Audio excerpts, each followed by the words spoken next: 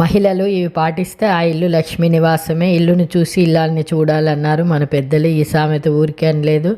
ఇంటిని పరిశుభ్రంగా ఉంచే చోటే లక్ష్మీదేవి కొలువై ఉంటుంది. వాస్తు శాస్త్రం ప్రకారం మహిళలు తమ రోజువారీ కార్యక్రమాలను ఒక క్రమ పద్ధతిలో చేస్తే ఆ ఇంట్లో ధనలక్ష్మి తాండవం చేస్తుంది. పూర్వకాలంలో జనాలు కొన్ని నియమాలు పాటించేవారు. వాటి వల్ల ఆరోగ్యంగా ఉండేవాళ్ళు.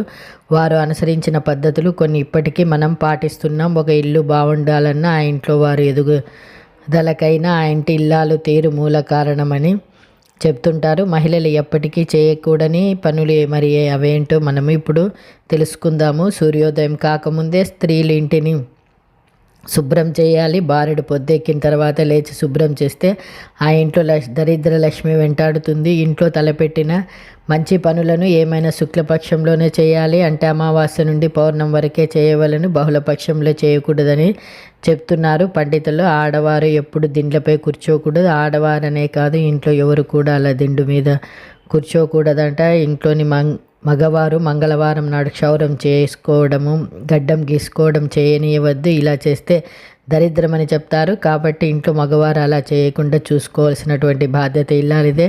చాలామంది రాత్రి సమయమున గాజులు కమ్మలు తీస్తుంటారు, కానీ అలా తీయరాదు. ఇంట్లో ఏదైనా బాధాకరణ సంఘటన జరిగినప్పుడు పలకరించే వచ్చేవారిని ఎదురెళ్ళి ఆహ్వానించకూడదు. అలా చేస్తే ఎదురెళ్ళి అశుభాలను ఆహ్వానించినట్లే అవుతుంది. అలాగే పలకరించి వెళ్ళేవారు పోయేటప్పుడు వెళ్ళి వస్తానని చెప్పకూడదు. కొత్త బట్టలు ధరించే ముందు దానికి ఏదైనా ఒక మూల కొంత పసుపు రాయాలి. ఎందుకంటే పసుపు క్రిమినాశిని.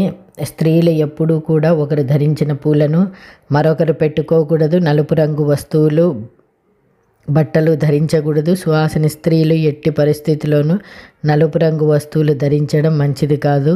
ఉప్పు, మిరపకాయలు, చింతపండు, ధాన్యాలు వంటి వాటిని ఎవరికి ఇచ్చినా చేతికి ఇవ్వకూడదు. కింద పెట్టి తీసుకోమని చెప్పాలి. అలాగే ప్రతిరోజు భోజనానికి ముందు కాకికి అన్నం పెట్టాలి. ఇలా చేయటం వల్ల పితృదేవతలకు సంతృప్తినిస్తుంది. అలాగే కాకికి భోజనానికి ముందు, కుక్కకు భోజనం తర్వాత పెట్టాలి. టెంకాయ చిప్ప తాంబూలంగా ఇచ్చేవాళ్ళు 3 కళ్ళు ఉండే భాగం ఉంచుకొని మిగతా భాగము ఇతరులకు ఇవ్వవలను. స్త్రీలు ఎప్పుడు జుట్టు వీరబోసుకొని ఉండకూడదు. ఇది జ్యేష్ఠాదేవి స్వరూపము. ఇది ఇంటిలో మంగళం జరుగుటకు విఘ్న కారణమవుతుంది. అలాగే శుక్రవారం నాడు కానీ జీతం కానీ వెంటనే ముందుగా ఒప్పుకొనండి. ఇలా చేయటం వల్ల సంపదోన్నతి కలుగుతుందని చెప్తారు. ఆడవాళ్ళు కాలిపై కాలు వేసుకొని కూర్చోవడము, కాలు ఆడిస్తూ కూర్చోవడము, ఒంటి కాలుతో నిలబడం కానీ ఎక్కువగా ఊగుతూ ఉండడం వంటి పనులు చేయకూడదు. ఇవి దరిద్ర హేతువులే కాక శరీరంలోని ఎముకలు బలహీనమై త్వరగా విరుగుటకు అవకాశం కలదు. ఎప్పుడైనా ఎవరికైనా ఏమైనా ఇచ్చేటప్పుడు కుడి చేతితో చేయాలి, ఎడమ చేతిని ఉపయోగించకూడదు. సుమంగళి స్త్రీలు రాత్రి వేళందు అలిగి ఆహారం తినకుండా నిద్రించకూడదు.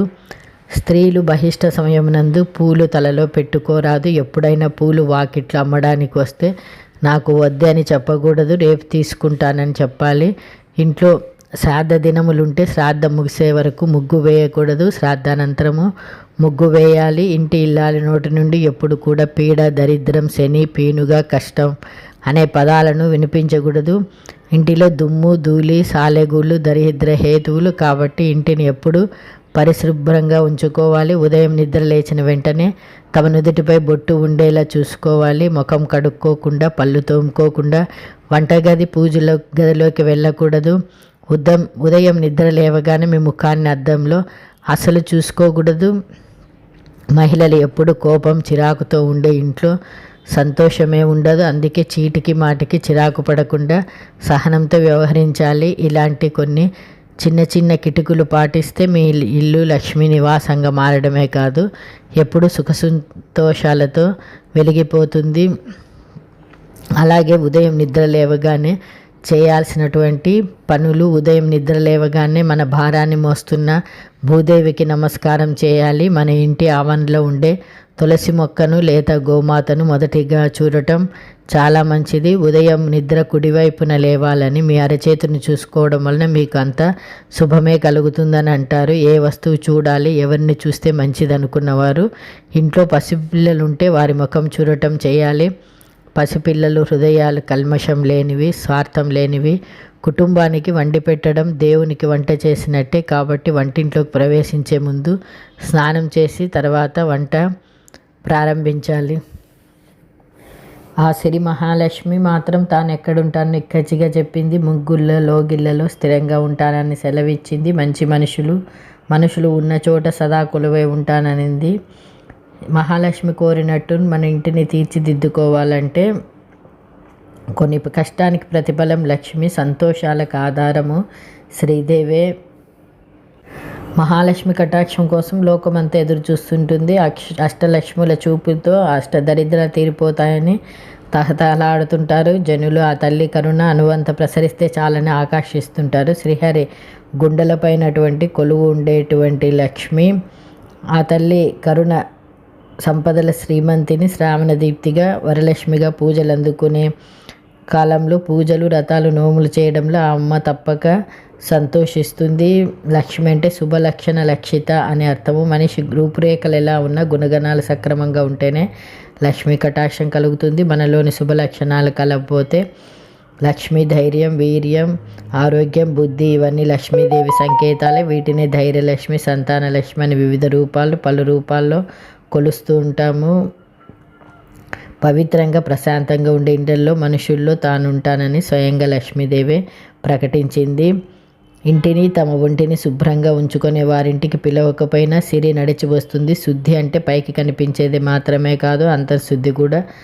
సర్వకాలాల్లో బాహ్యంగా మానసికంగా శుద్ధి ఉన్న చోటే లక్ష్మి నివసిస్తుంది. బూజు కొట్టుకుపోయిన పైకప్పు, మురికి పట్టిన గచ్చుతో కళావిహీనంగా ఉండే ఇళ్లలో లక్ష్మీదేవి అరక్షణం కూడా ఉండదు. తిట్లు, శాపనార్థాలు, పరనింద చేసే మనుషులున్న ఇంటివైపు లక్ష్మి కన్నెత్తి కూడా చూడదు. నిరంతరం శుభాన్ని కోరేవారు, శాంత స్వభావులు, ఇంద్రియ నిగ్రహం కలవారు, పరులకు సహాయం చేసేవారు, అతిథులను గౌరవించేవారు, కాలం వృధా చేయనివారు, కృతజ్ఞత చూపేవారు, సమర్థంగా నేనుంటానని పనిచేసేవారు. ఇలాంటి సద్గుణాలు కలిగిన వారింట నేనుంటానని లక్ష్మీదేవి స్వయంగా రుక్మిణీదేవికి చెప్పిందని పురాణగాథ. లక్ష్మి నిలిచిన చోట సుఖ సంతోషాలు వెల్లివిరుస్తాయి. శ్రమైక జీవన సౌందర్యమే లక్ష్మి. కష్టపడే వారిని సదా అనుగ్రహిస్తుందామే. లక్ష్మీదేవి అనుగ్రహం ఉంటే ఐశ్వర్యంలో మునిగిపోవడమే కాదు, డబ్బు మాత్రమే జ్ఞానం, సంతృప్తి, ప్రశాంతత, ఆనందం ఇవన్నీ లక్ష్మీ స్వరూపాలే. మన చుట్టూ ఉన్న ప్రకృతి కూడా లక్ష్మీ ప్రతిరూపమే. ఆ తల్లిని ప్రకృతి నమః అని స్తుతించారు. ప్రకృతిలోని ప్రతి సంపద తనే పాంచ భౌతిక శక్తులైనటువంటి భూమి, జలం, అగ్ని, వాయువు, ఆకాశాలను సమన్వయపరిచి పుడమిపై నివసించే ప్రాణులకు రక్షణ కల్పించే శక్తి లక్ష్మి. పంట పొలాల్లోనే కాదు, పచ్చని చెట్లలో ఆమె నివసిస్తుంది. ముఖ్యంగా బిల్వ వృక్షాలు లక్ష్మీ నివాసాలని శ్రీ సూక్తం చెప్తుంది. చెట్లు నాటేవారిని ఆమె అనుగ్రహిస్తుంది.